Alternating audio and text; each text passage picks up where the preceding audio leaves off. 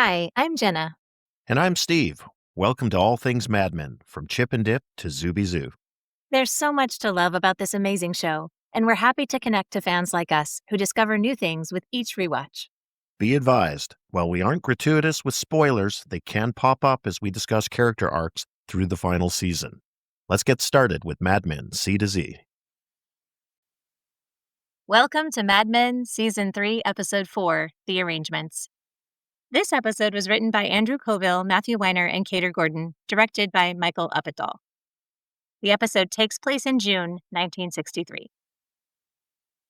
The episode opens with Gene out driving with Sally and Bobby in the Lincoln. Gene isn't driving, he's in the passenger seat. Sally's driving. There's a car behind them, which beeps its horn, and Gene bellows out the window that it should go around because, of course, they don't have a student driver placard on, and Sally's way too young to be a student driver, at least in the legal sense of things. The Lincoln is this, giant full-sized car from the early 1960s. It's just Grandpa letting his favorite grandchild drive the car. Sally looks pleased as punch to be in the driver's seat. Yes, as we noted in the last episode, when Sally was reading a long adult-level book to Grandpa Gene, she appreciates somebody who spends time with her, somebody who teaches her things, and someone, even if it's not the soundest plan, who treats her like an adult or closer to an adult. And her parents mostly act like she's in the way. Yeah, and I think there's a real truth to this because I think in many children's lives, there's at least one grandparent who maybe sees them or interacts with them in a special way that creates that bond and relationship that perhaps is lacking elsewhere or just isn't available elsewhere. So I know as I watched this scene, I could really imagine myself and how pleased I would be if my grandfather had taken me out driving in his car. In the next scene, Peggy's at her sister's house. Pope John the 23rd has died, and Peggy's mother has been grieving. Pope John, for the record, convened the Second Vatican Council and replaced Latin in the Mass with the vernacular language.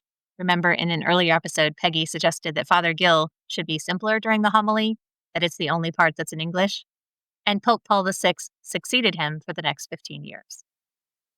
So Peggy and her sister are having a conversation. And again, the rhythm between Peggy and her sister and also Pete and his brother Bud, I think the writing is so on point because it's these little tiny bits that establish this great close relationship with them. Talking about her maintenance man in her apartment. And her sister says, well, maybe it's nice to have a little attention. And she says, he does not look the way you want him to look. It's nice that we've got these sisters together, but then it becomes clear that Peggy's got something on her mind. And she's kind of trying it out with Anita before she springs it on her mother. Peggy wants to move to Manhattan, so she's really ready to leave this world completely. The only thing that's holding her there at this moment is that she still lives in the old neighborhood. And it's pretty clear from Anita's reaction that this is not something that she wants to happen or thinks is right for Peggy. And we know that goes doubly for Peggy's mom. See, I had a slightly different take because it seemed to me like her sister was surprised, but she came around to being supportive. She was saying, wow, you really have been thinking about this. And Peggy lines up all her reasons, which are logical, the extra time and the train fare and sometimes cab fare if it's late. And her sister really seems receptive to this. They both understand what a bomb it's going to be to their mother.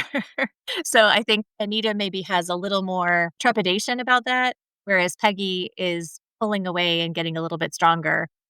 And you can tell that Anita is really transitioning in her thinking about who Peggy is. She's picturing her in Manhattan and she asks, you're going to be one of those girls. And Peggy already sees herself there. She says, I am one of those girls. Yeah, I don't mean that Anita's opposed to it or trying to block it in any way. I just don't think she's mentally there. And exactly that was the line I was thinking about, of Anita sort of looking down the road and saying, hey, you're going to be one of those girls. And I just love Peggy's response. I am one of those girls. This ship has already sailed, Anita. It's nice to see Anita a little more supportive and open and receptive, I guess, to Peggy. With Father Gill, there was that rift between them, and maybe time has healed some things between them.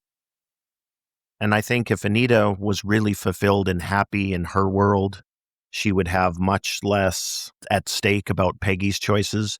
And I always felt there was a bit of projection in terms of Anita's resistance to Peggy's going where she's headed. And they're both on the fence, and Anita is leaning back from whence she came, and Peggy's leaned forward into this new world of possibilities. I think that makes so much sense when you think about anybody who's jealous of somebody else. If they were truly happy and fulfilled in their own space, they wouldn't really have the energy to be so concerned about being score for who's where. That's always the threat, isn't it? Your choices reflect the failures or mistakes of my own choices, and then that makes your choices threatening to me.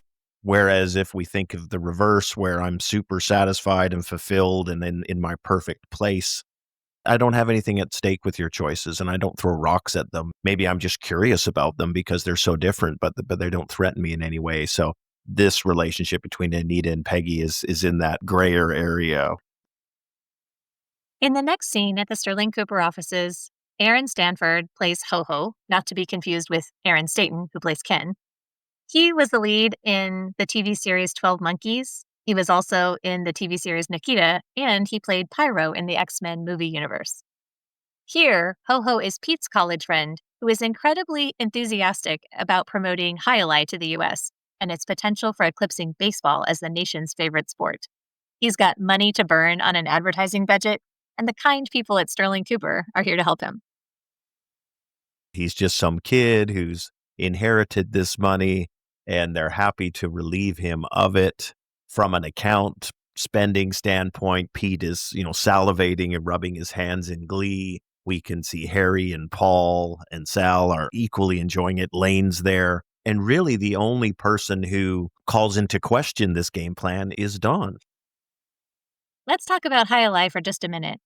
Francisco Chiruca, or Pachi from Spain, was considered by many to be the greatest alai player. Alai itself was introduced to the US in the early 1900s, and while its popularity has declined, you can still see it in Florida.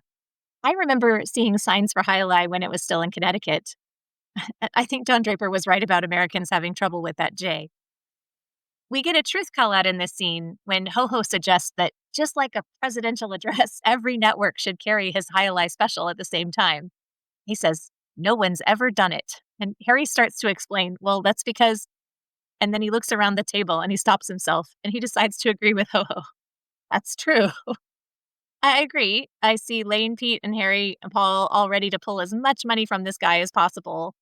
Don is less enthused, so much so that after this meeting, he says to Lane he saw a loaf of bread thrown off a truck in the Depression, and it was more dignified than this meeting.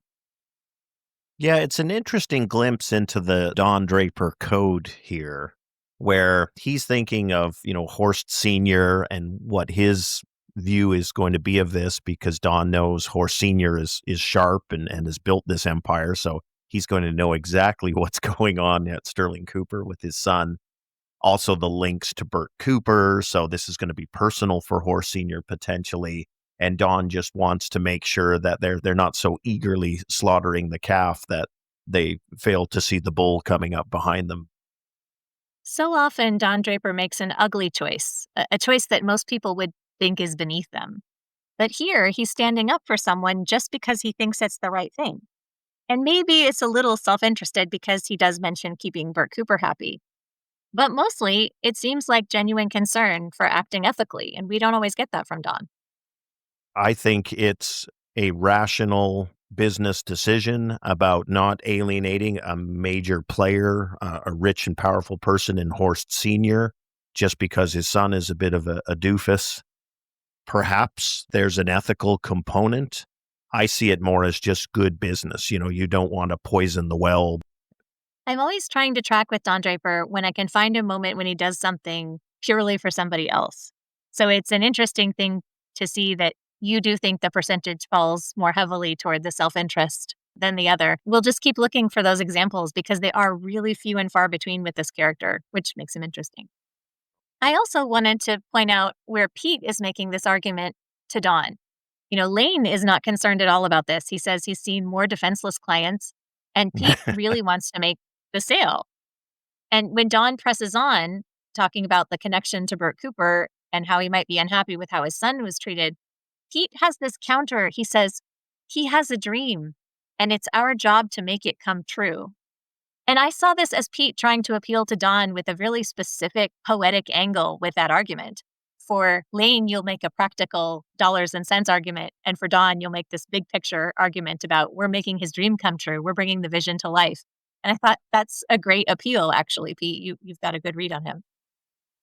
I like your take on that. It's the account man's creative pit to the creative director who seems to be balking at slaughtering this calf.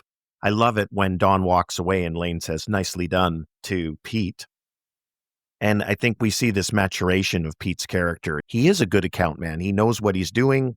He's now branching out into the aspects of trying to manage creative, which, we've seen from Duck Phillips can be a bear. And we can see that Lane is there to make this thing commercially viable, to make money. And Lane doesn't care whether the dream comes true or not. Lane just needs to, make it rain at this New York office.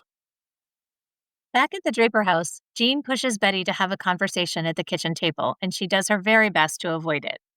He chides her for smoking, saying, "I don't like watching you commit suicide, and neither do your kids."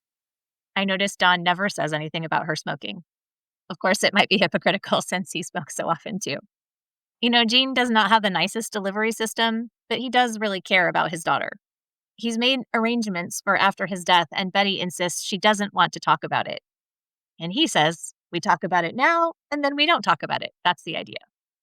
Every time I see Betty when she's not done up and thinking, oh, she's supposed to not look good. And it's like, oh, wow, it's just an inherently beautiful person whose hair isn't done and isn't wearing makeup. It cracks me up every time. I love this generational scene between the two, probably because I've been dealing with the same thing with one of my parents very recently, only it's the other way around. I want to talk about it and they don't.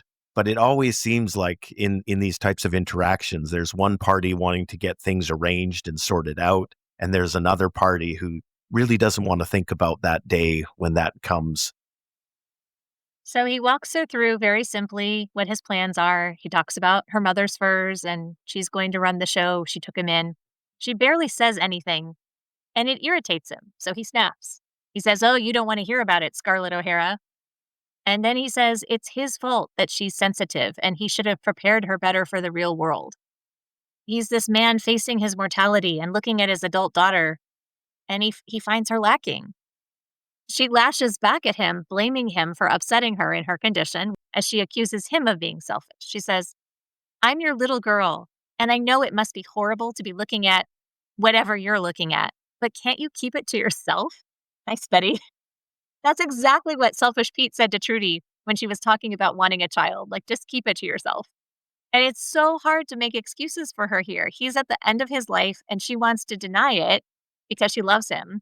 But what better way to make somebody feel lonely in it than to say, "Oh, that sounds horrible. Just keep it to yourself." It's a really ugly moment.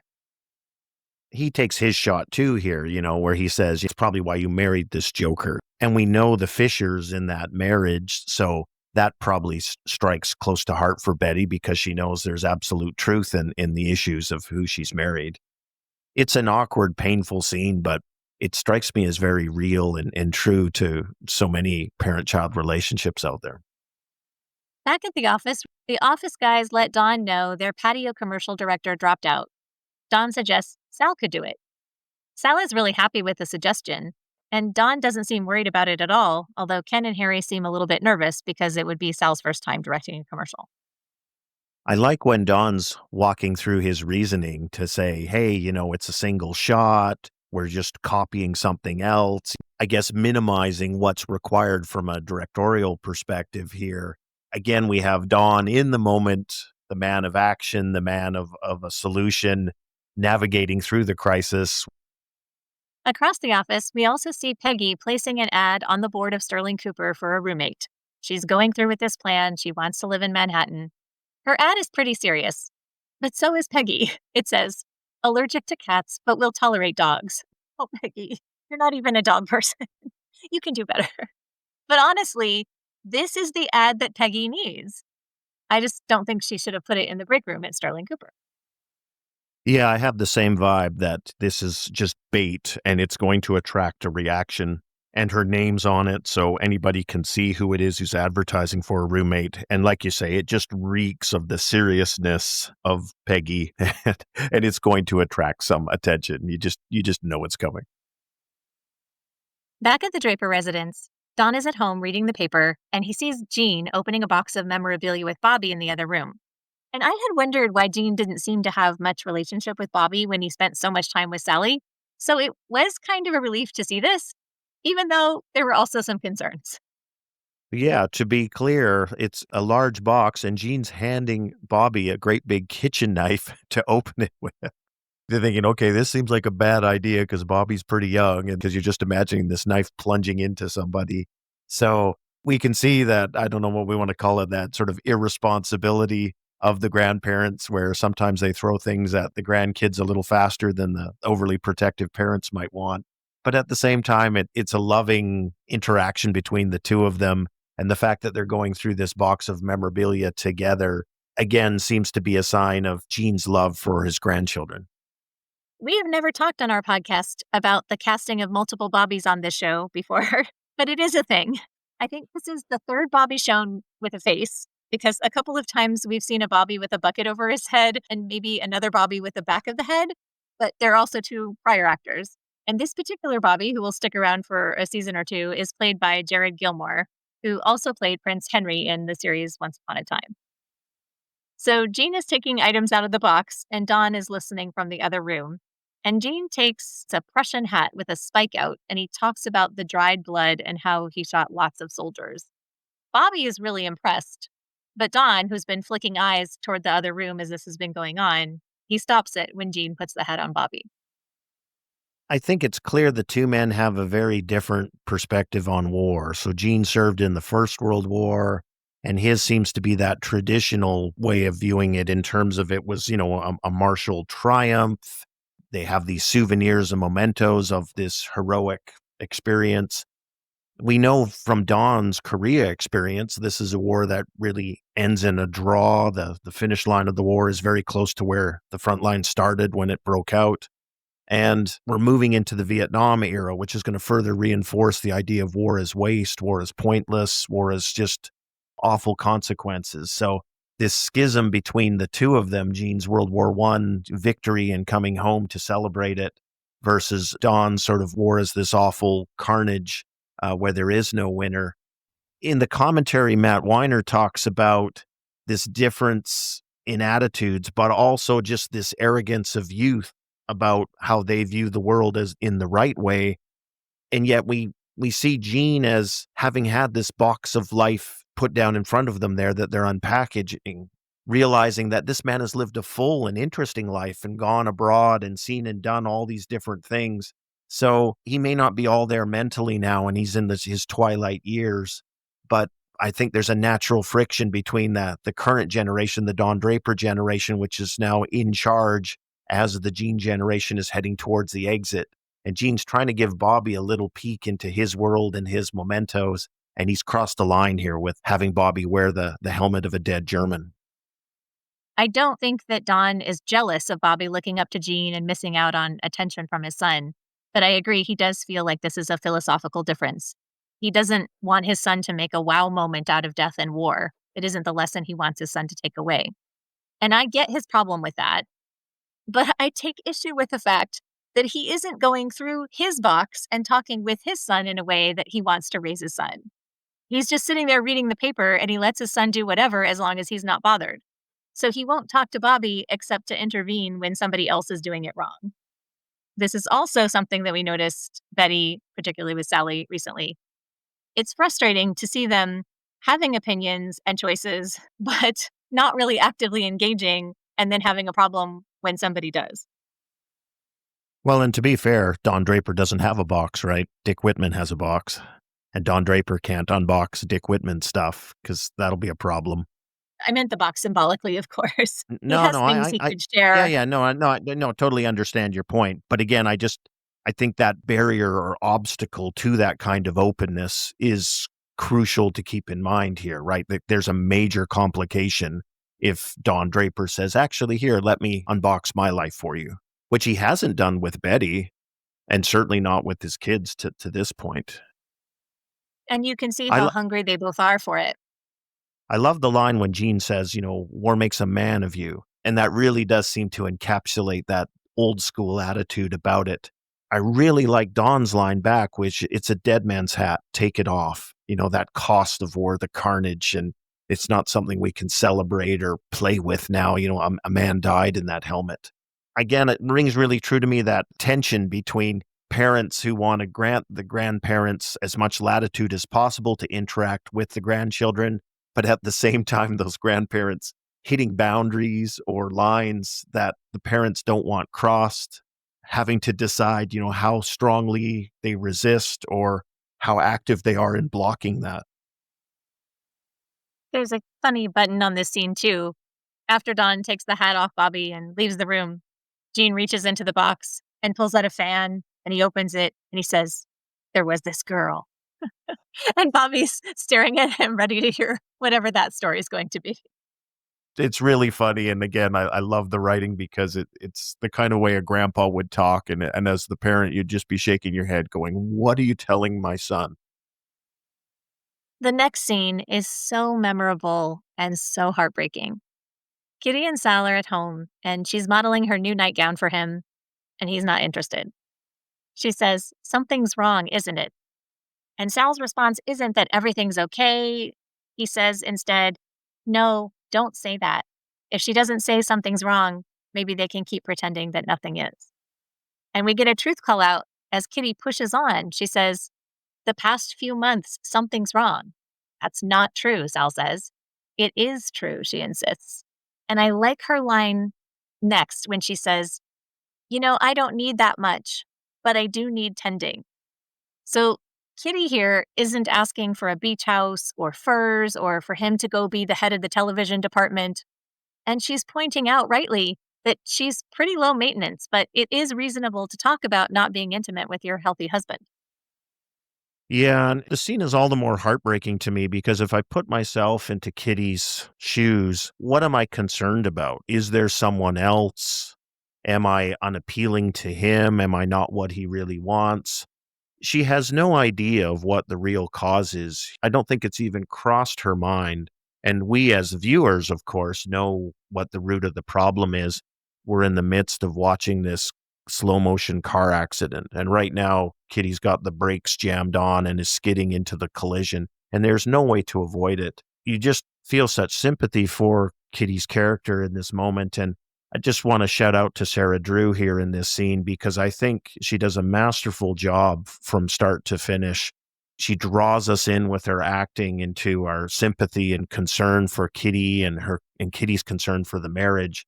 And then as this scene evolves through, we ride right along with Sarah Drew. She's the one who carries us emotionally through it. So Sal opens up to Kitty about work. He says no one wants illustrations anymore, it's all photography. His job is disappearing and he's worried. But now he says he has an opportunity to do something that really does have a future. And it's worth noting that Don recommended him for this, the way that Freddie saw something in Peggy. Sal didn't lobby for this or push for this opportunity, but you can see it means a lot to him to have this chance. And Kitty is really supportive of him. She asks questions until Sal walks her through the idea. He gets up and he mimics Anne Margaret's performance at the beginning of Bye Bye Birdie, but with the patio ad. Kitty is watching this performance. She's watching her husband realizing he's gay. She's trying to smile and pretend everything is normal. She's trying to pretend it's a great ad, even. But every single thing has changed for her. And Sarah Drew and Brian Batt do this scene so beautifully. There's so much honesty, and there's this giant lie between them. She has so few lines as she makes this realization, but we can see her face completely change several times. Her life is taking this very sharp turn. The pieces click together. And from the beginning of the scene to the end, Sal comes through it relieved to have talked through his professional worries, and he's excited about the ad he's going to direct. He's convinced that his pretense still exists just as it has for their entire relationship. And they're snuggling together now, completely split. Yeah, I think this scene is a horror scene in the classic sense and definition of what horror is.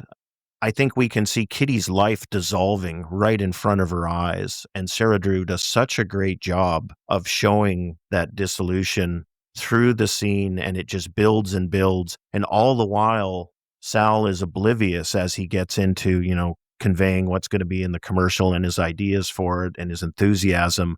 And we're watching the two of them, and it's just such a contrast because by the end of the scene, Sal feels better because he's gotten off his chest his concerns and, ambitions and enthusiasm for this opportunity that he's been presented with. And simultaneously, Kitty's realized that the life she's built has been constructed on a lie and it's in ashes around her. Sarah Drew's physical position in the end of the scene when they're cuddling, it's almost a defensive crouch, which I think just conveys her vulnerability at where she's found herself here, which started with her dressed seductively and hoping to rekindle some romance with her husband. Look where she's found herself at the end. The human catastrophe of it is so tragic and so touching. Back at the offices of Sterling Cooper, Don, Bert, Lane, and Horace Cook Sr. are sitting down for a meeting. Horace Cook Sr. is played by David Selby, who was on Falcon Crest and Dark Shadows, as well as in The Social Network. They're here to talk about his son's business idea. In the meeting, they talk about there's no confidentiality if you're family and there's a truth call out. That's not strictly true, but you are family. Did you think it was okay for them to go behind Ho-Ho's back to have this meeting in the first place? Because Pete says, he's my age, he's an adult, I can't believe you want to talk to his daddy. And that's exactly what they're doing. I think it's good business.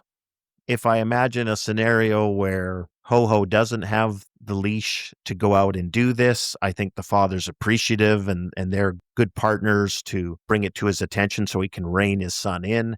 As it turns out, it's quite the opposite. Horace Sr. knows exactly what's going on. It's his son's money to waste, which Horace Sr. is not afraid to tell them all. He's perfectly certain that his son will waste it.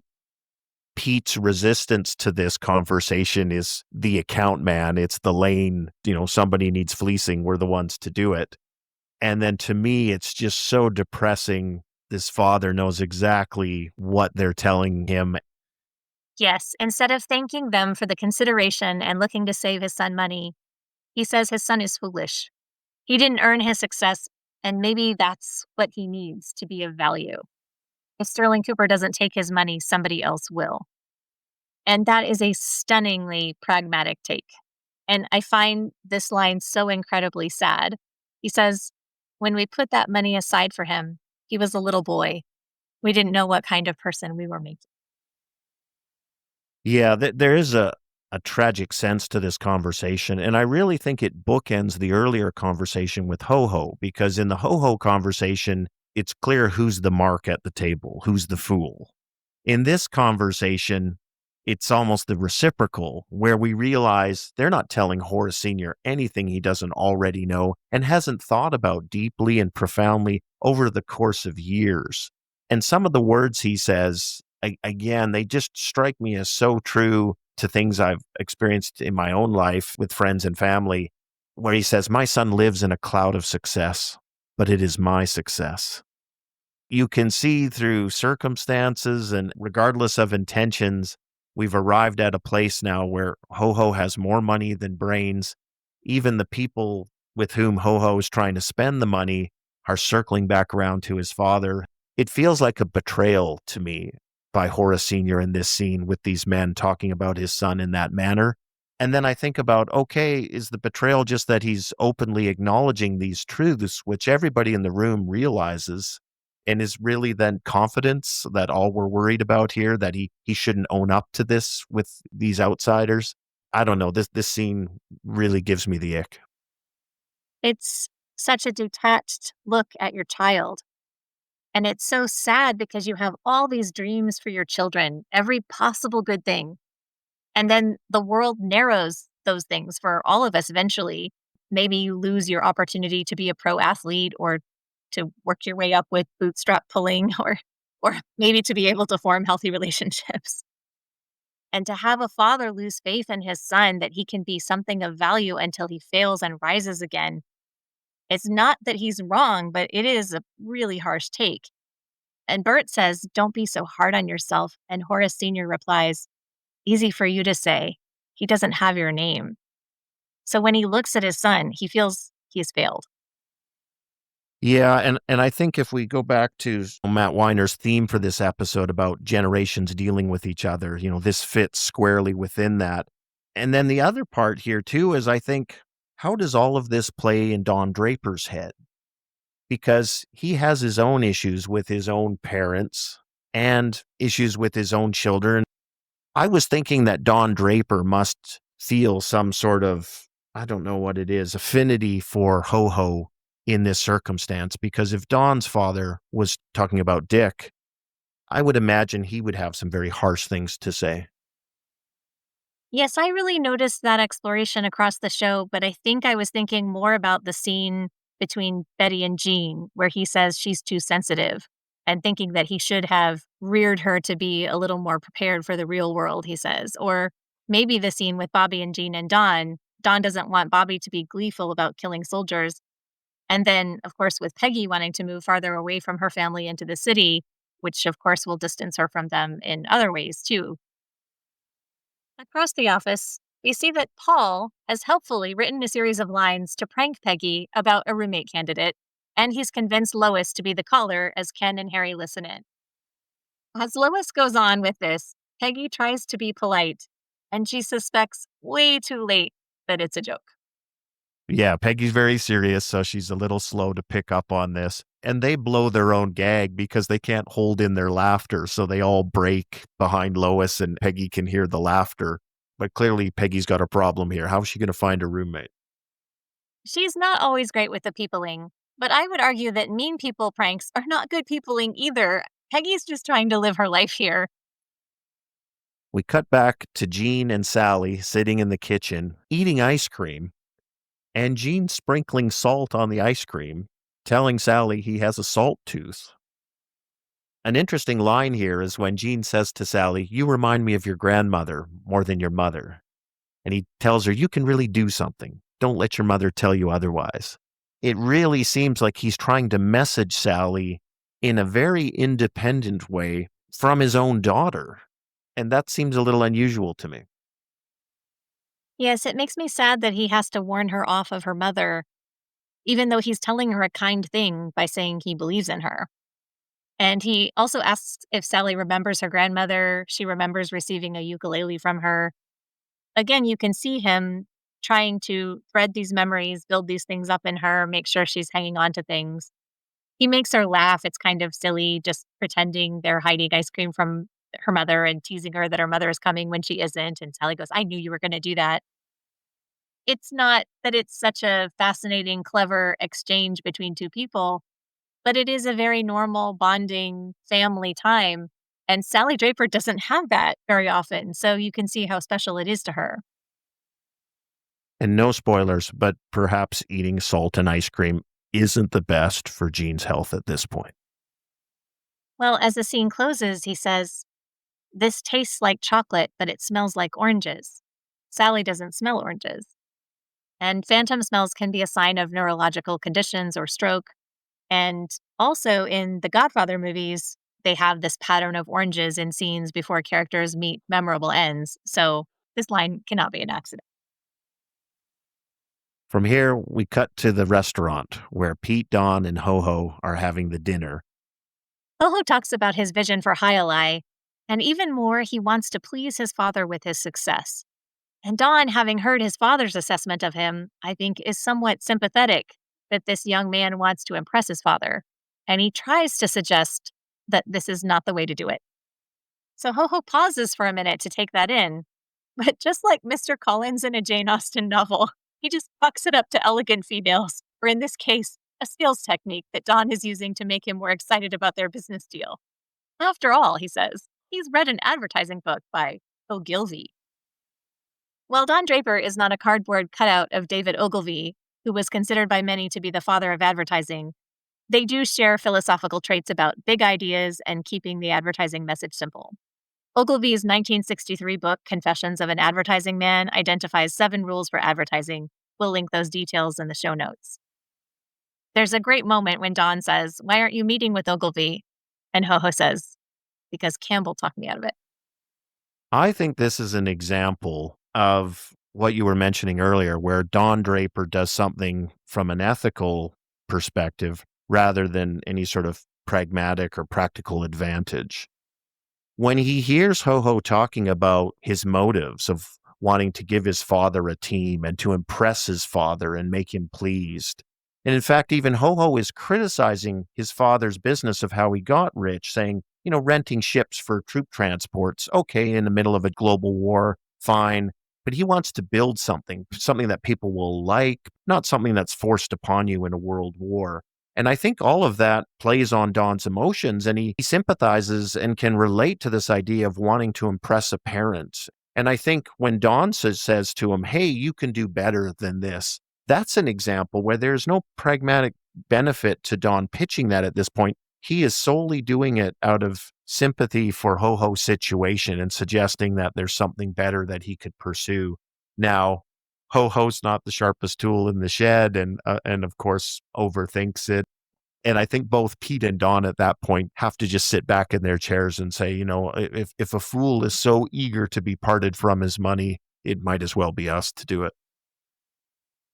It also shows us another dark side of Pete, because Pete definitely shoots Don some warning messages. Don is not the account guy, so the fact that he says that or even suggests to Ho Ho that maybe this isn't the best course puts Pete on edge.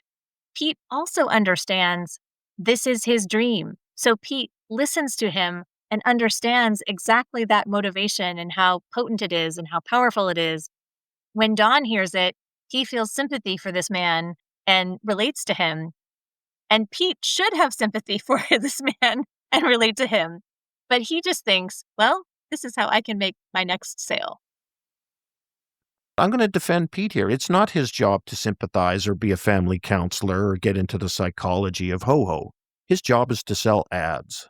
And he's got a big fish on the hook here. And as an account man, he needs to get the fish in the boat. So when he's shooting daggers across at Don Draper for saying, oh, you can do something better, I think every account man in existence would be that way. It's like, it's time to get this fish into the boat and then we'll take it back to shore and we're going to clean it. Even at the end of it, when Ho Ho says, if alai fails, it's your fault. This is a laughable line. We'll have all your money at that point. You won't have any more money to spend. So if it fails, who cares? We'll have our next pigeon. Pete says, everybody thinks that, but nobody says it. It's a polite way of almost laughing at Ho Ho in this circumstance, and Ho Ho's too much of a fool to see it. So Ho Ho is so determined to go over the edge of the cliff here. And even the last minute intercession by Don Draper's conscience isn't going to stop it. As we've talked about, Don Draper's conscience, it's a rare thing to see. It's not Pete Campbell's responsibility to save Ho Ho from himself, but it makes it a little bit worse to me that he can see the pain or the truth or the striving of wanting to please his father and how real and true that is for him. We know that Pete has that same pain. So when you look at Pete, seeing that and understanding that and recognizing it and still not hesitating to take his money, it makes it a little ickier. I'm going to go the other way on that. To me, this is exactly why Pete is good at his job, because if Pete is going to let his own personal baggage get in the way of bringing in revenues for Sterling Cooper, then he's the wrong man for the job. And the fact that he sets aside, because you're right, he has exactly the same ghosts that he's fighting in his own life, but he's not going to let them get in the way of taking advantage of Ho Ho, who's got a wallet full of money and a ridiculous dream. I'm not arguing he's not good at his job. I'm just saying you don't want to be his friend. At the office, Peggy rips her ad off the break room bulletin board. It's ironic that Peggy doesn't know how to advertise for herself when she's so great at it for other products. Joan happens to see her, and Peggy is defensive. She says, oh, you'll give me advice so everybody can laugh at me even more? So we can see that she's been hurt by this prank. But Joan isn't planning that. She's just really good at this part. So she rattles off this incredibly quotable personal ad, and it sounds like so much fun. Fun-loving girl, likes to laugh, lives to love, seeks size 6 for city living and general gallivanting. No dull moments or dull men tolerated. It's an ad for a really fun-loving person, but Peggy's idea of fun is working late in the office and coming up with a great campaign. Yeah, and it raises that whole issue of, are you advertising a real product or are you advertising some image or version of something, a fiction? And the reality is going to be far different. When you drink that light beer, you're not going to be one of the beautiful people in the bar. I also thought it was a little unfair of Peggy to accuse Joan of being part of this, picking on her or setting her up to get laughed at some more. Joan is not part of that crowd. So that feels like a real misread there from Peggy. And like you say, I think this is a great scene to see the value of Joan and just how great her perception is and how she comes up with the whole pitch here on the spot in 30 seconds. And it might not adhere strictly to the truth, but you can see instantly Peggy gets the appeal of this ad versus her awful serious ad from before. I love these scenes between Joan and Peggy, and this is another gem. Peggy is unfair to Joan here, but Joan also represents all of the things that Peggy thinks she's supposed to be, even if it's not actually what she wants. Joan is just a figurehead for it, but she also represents this whole problem. Joan represents this ease of living in the city without being tied to a mother who doesn't understand you. It's not fair, but it kind of makes sense that she's resentful. And I think this is an important point to make about Peggy. She's dealing at home with this version of what a Manhattan girl is, tilting against that with her mother primarily, and to a lesser extent her sister. And yet in Manhattan, she's tilting against the stereotypes and sort of standards of what Joan ostensibly represents. And we know there's more to Joan than that. But from an image standpoint, she would be very squarely that sort of Manhattan woman.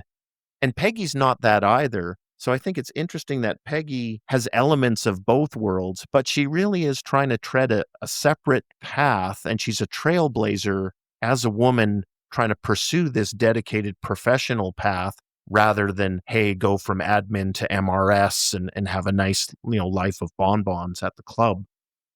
So I do feel sympathy for Peggy's character in this circumstance. It feels like a very lonely place for Peggy's character and what she's trying to carve out. She's changed her ad from one extreme to the other, but it's still not representative of what she really is. And she really can't do an ad of what she is, that sort of unicorn, to say, hey, unicorn seeking unicorn to share a room in Manhattan. I read Jenna Fisher's book called The Actor's Life, and it had this great part where she showed her headshots from prior years. And she had this one where she looked sexy and mysterious, and she said she loved that photo of her and that it got her a lot of auditions, but not many callbacks because it wasn't who she was. And she had a different headshot right before she got the office, and it reflected more of a woman next door sort of personality that was truer to herself. And I think this is really connective to Peggy, who admittedly is still figuring out who she is. And of course, she could change if she wants. But Joan can find a roommate in 2 seconds. And it's a great ad, but it's not true to who Peggy is and what she's really looking for. Her first ad did that better. We cut back to the Draper residence. We've got Dawn lying awake in bed. Betty's sleeping. Dawn gets up and wanders into the study, and he pulls out the Dick Whitman box and looks at some photos. There's a photo there of Archie and Abigail, and we can see Dawn is troubled, probably because he's been thinking about Ho-Ho and his father, Horace Jr., and this is bringing back thoughts of his own life and his own parents, or lack thereof, and the abuse he suffered and being orphaned. And we can see Don Draper as a troubled man. I don't know if Archie Whitman ever had the ability to see Don as having value. Sorry, Dick Whitman as having value, or if he would be proud of him, if he even could be proud of who he has become. And I'm not sure Don ever really believes he himself has value either. I think that is really getting to the heart of Don's challenges as a person. And I agree with you. For all his success, all that he has, I think there's a fear, an insecurity, a hollowness that just keeps him trapped in that place. And it's in his head, but I think we can see how profoundly scarred he is from his upbringing. And just a casual business meeting can affect him so profoundly. It's just going to keep coming up again and again until he faces it. Yeah, he can't run from it. It's at the core of who he is. It has to be resolved. He's like a walking advertisement for therapy. At the office the next day, Dawn and Pete are walking over to Mr. Hooker's office to see Lane about Ho-Ho's alai account. And Harry, Ken, and Paul are in there, wearing sashes and unpacking alai equipment to get familiar with the product. The basket is a cesta, and the ball, unsurprisingly in a Spanish sport, is called a pelota. And there's a lot of camaraderie. Yeah, and the metaphor is Horace Cook Jr. is ready for the oven. He's a stuffed goose who's about to get cooked, and they're all in great spirits. It is so hilarious when Dawn accidentally puts a highlight ball through the ant farm. He yells, Cosgrove! and swings it the opposite way. And then once it breaks, he quickly hands off the highlight glove or mitt or whatever they call it. Fill it to the kid. Nice. Our next scene has Jean driving Bobby and Sally to school, telling them not to keep him waiting when he picks them up that afternoon. He says he'll buy fruit. What kind would Sally like? Peaches, please. And Bobby's in the back seat and he goes, Peaches give me a rash. And Jean doesn't care. Your sister likes them, he growls. Yeah, the gruff grandpa who's got his favorite grandchild who's clearly Sally. So Bobby's going to eat peaches. I just love the realism of that writing. I also suspect that when William and Betty were little, Betty might have been his favorite in a similar way. So he is repeating a pattern here, I think, with Sally and Bobby. Yeah, no doubt. And then also just getting back to the gruffness, right? Like Gene doesn't treat the grandkids with kid gloves. So he kind of barks at Bobby about your sister likes them. So it's just so different than the way they're treated the rest of the time, which often seems like neglect from Dawn and Betty. Next, we see Karen Erickson showing up to Peggy's office to chat about being her new roommate. This actress is Carla Gallo, and you might recognize her from Superbad, The 40-Year-Old Virgin, Bones, or Platonic. Everyone loved her ad, Karen says. So we know we've got Peggy who's got an ad for something she really isn't. Well, of course, the ad is now attracted that something. So Karen Erickson is everything the ad declares, and it's comedic in the scene because we can see Karen responding to the ad and thinking she's talking to a kindred soul, and we can just see how much Peggy isn't a kindred soul. It's so sly and clever, the way it plays out. The ad has succeeded in catching exactly the type of fish that Peggy is not. Peggy is so awkward. She goes, I'm fun, and I love to have fun. And then she proceeds to talk about how she usually works until 6 and sometimes on a Saturday, which horrifies her roommate. And she bought this roommate a sandwich, so she's considerate, but she isn't fun. She just isn't. I have this unreasonable amount of stress watching this scene because I see Peggy contorting herself into something she isn't, agreeing with everything this girl says. No sailors, I agree. She didn't do this with the men in the office in season 1 even, and she didn't fold under Joan's pressure. So I'm just imagining the inevitable fallout and the icy Marjorie-esque relationship waiting for them. The next scene shows Sally in her dance tutu, waiting outside school. Clearly, Jean is the one who's late, and Betty ends up picking up the kids. Grandpa Jean is probably at home, Betty says. And we know he's forgetful, so that seems reasonable. Then we get a really quick scene with Joan spraying a load of Raid at the ant farm. Dawn might have billed it to the kid, but Joan has to clean up the mess. Yeah, and this episode has a lot of these little comedic gems. So Joan covering her face with the scarf while she's spraying Raid all over the ant farm. The whole scene is a great chuckle. At the office in the screening room, the client is watching the patio ad. You can see that Sal is pleased with his work as he watches it, but the client says it isn't what they thought. Dawn and Ken point out that it is exactly what they asked for, frame for frame, but they say something isn't right about it. I like this because, as we know as viewers, we saw the origins of this campaign. So we know it truly is, they're not just spinning it. This is exactly where they all landed in terms of what they wanted to do. And somehow it doesn't work. So even in the midst of it not working, the one person who dissented at the time was Peggy. And we can see a smug look on Peggy's face, kind of a I told you so, as the rest of them, that the admin are frustrated because they've done what the customer requested and now it's not right. And I like that the clients here are honest about it. They don't pretend it isn't what they asked for, but they are true to that emotional truth that it doesn't work. It's a failure. It seems to me this probably occurs fairly frequently in advertising. So I like this moment of reality. They're not always hitting home runs, and I like how they're struggling to figure out what it is that isn't right about it. Harry has the truth call out again in this episode when the client leaves. He says it's true. It looks right, sounds right, smells right, but it's not right. What is it? Yeah, and in his only line in the episode, Roger Sterling says, "It's not Anne Margaret." And that's exactly what's not right about it. This whole ridiculous bye bye birdie. The only thing that was holding that together was the appeal of Anne Margaret at this moment in time when she was probably the it woman of Hollywood and show business.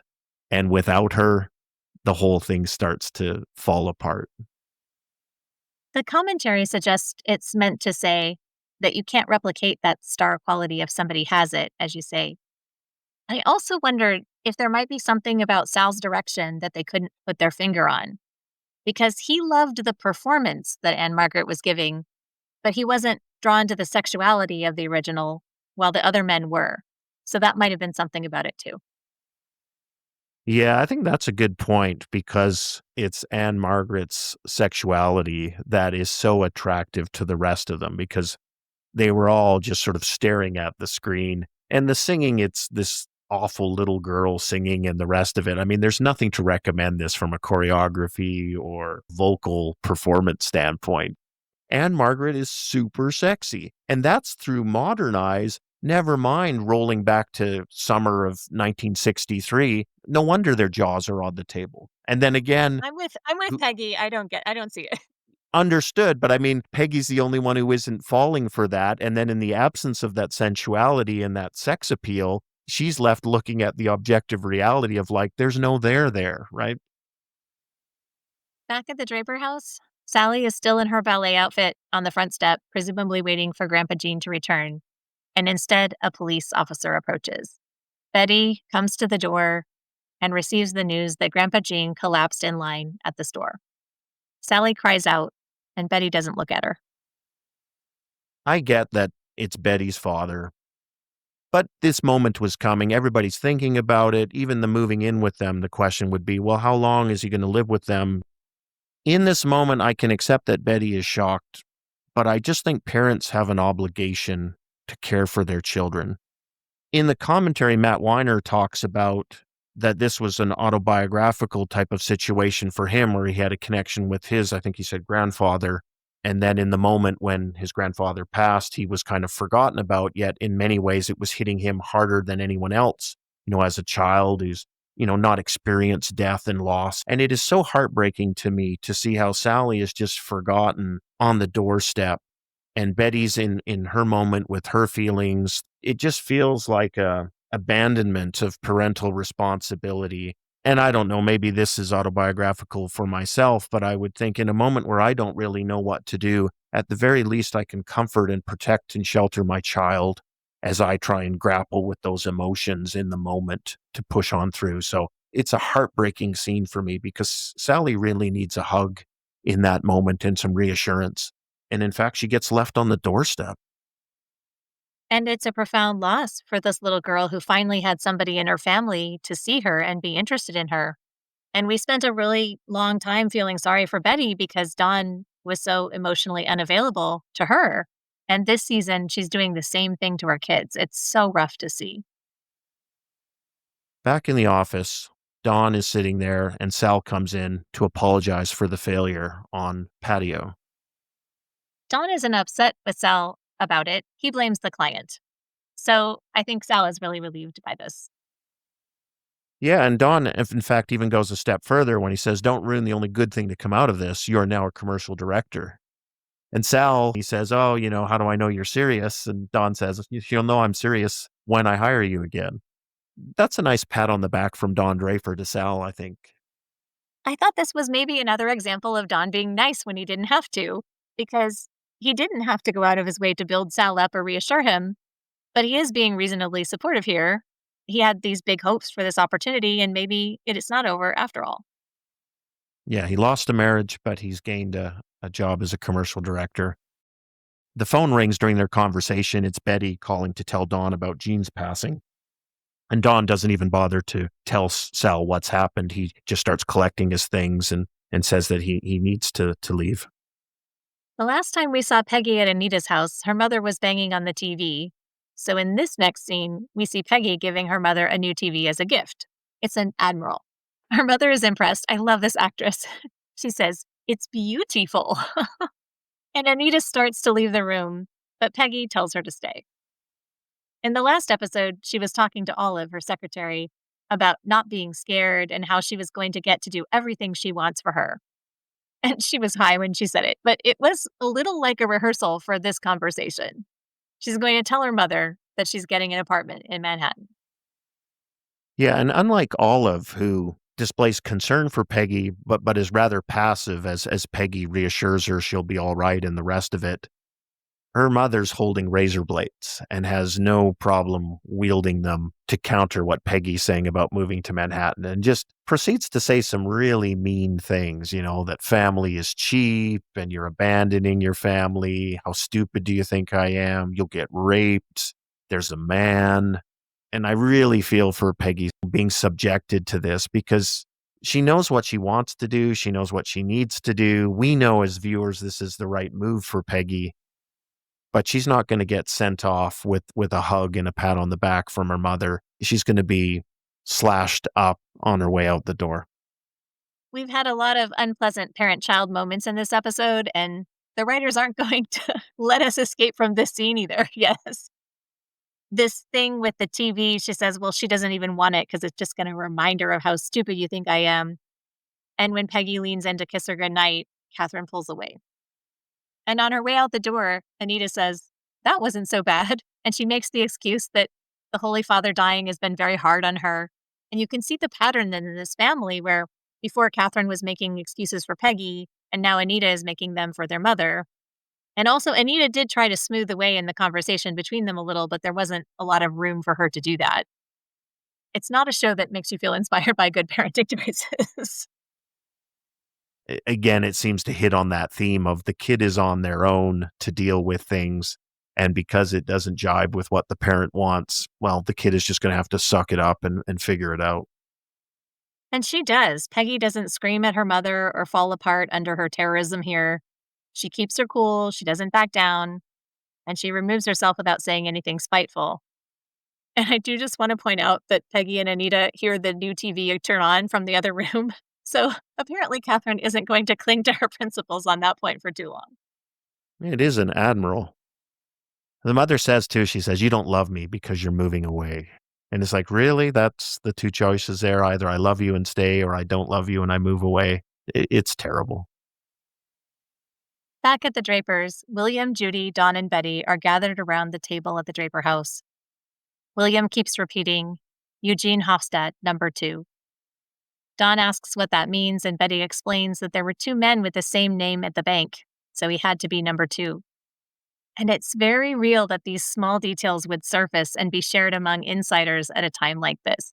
Only family would know this thing about this man. Dawn doesn't know it. Judy says he's with Ruth now, which is kind. Betty says he once talked about going to heaven and what would happen when he had 2 wives, and William quips, knowing Gloria, I don't think that's going to be a problem. Yeah, and and the adults are dealing with the loss, but the real loss here is Sally's loss, and she's on the outside looking in and confronts them for laughing, and you can see she's just full of angst and sadness, and again, just needs some comfort and love and to be drawn into this circle of family protection. And instead, she's kept at arm's length, and Betty says, she's being hysterical, tells her to go watch TV, where she sees the Buddhist monk in Vietnam is in the news for having lighted himself on fire. And we just get a sense of the loneliness of Sally in this moment. Nobody's going to console her or take her feelings into account for Jean's loss. And she, in many ways, is probably feeling the greatest emotional loss in this moment. And none of the adults can see it or look after it. I really dislike Betty's tendency to send her kids away to watch TV. But this one, this Sally go watch TV right here, it might be the most painful moment she utters those 4 words. It will not be the last. And when she says it, Sally checks in with Dawn with a look, and it's like they're the grown-ups in the room. And Dawn gives her a very sad, small nod, asking her to comply. So now this 9-year-old has to make way for her mother's pain and carry her own, as you say, by herself. It's really hard. Yeah, and it's a miss for Don Draper here because we know that Jean and Dawn aren't fans of each other. It's not that Betty needs consolation in this moment. I mean, she's there, she's got her brother, she's trying to grapple with the loss. It's an opportunity for Dawn to do right by Sally in that moment. And it's gentle and loving the way he kind of nods for her to, comply with her mother's direction. But there's so much more he could have done there to look after Sally in that moment. And he doesn't. And to me, that's a frustration of Don Draper as a father. I thought it was an apology because he's worried about Betty, his very pregnant wife, who is a mess, and she's usually so put together. She's eating one of the peaches that Jean bought out of love for Sally, and she's making a mess of this gift that her father bought for her daughter, just like this messy relationship now that she's building. And as you say, Dawn doesn't step up for Sally, and the look feels like an apology to me because he doesn't want to upset or antagonize Betty further in this moment. But you're absolutely right. He did not do right by her. And her sitting on the carpet in front of that TV, in front of that, shocking news in her little girl tutu by herself. Ugh. In the dark living room too. That is a lonely place. I think in the commentary, Matt Weiner talks about, Sally now understands mortality and in the adult's world. What an awful introduction she's getting to it. It is, I think, a very true capture of this time period when people didn't talk with children very openly or process feelings aloud in general, really. And it's such a contrast that sometimes Sally is treated like a person too young to do things or understand anything. And other times she's expected to make her own way through these really hard things that she does need help with. But you can see this fire in Sally here. She's not just an empty little girl. You get the sense that she is strong and she's going to find her way. She shouldn't have to do it by herself, though. Later that night, Dawn wakes up and sees Betty sleeping with a tissue clutched in her hand. He puts a bedspread over her and goes to check on Sally, who is curled up with a book she read to Grandpa Jean as she sleeps. Then he goes into Jean's room and he folds up the cot he was sleeping on. To one side of Dawn is the rollaway cot that Jean had used, and to the other side is a crib waiting for their new baby. I wonder what they're going to name the new baby. Hopefully it's not something that'll be alarming to Sally. The closing song for this episode is Over There, a George M. Cohan song from 1917. It's a song that promoted patriotism, including enlistment in World War I, and it's a nod to Jean, a veteran of that war. We'd like to thank Brandy R. from Austin, Texas, for your kind support of our show. Thank you so much for listening.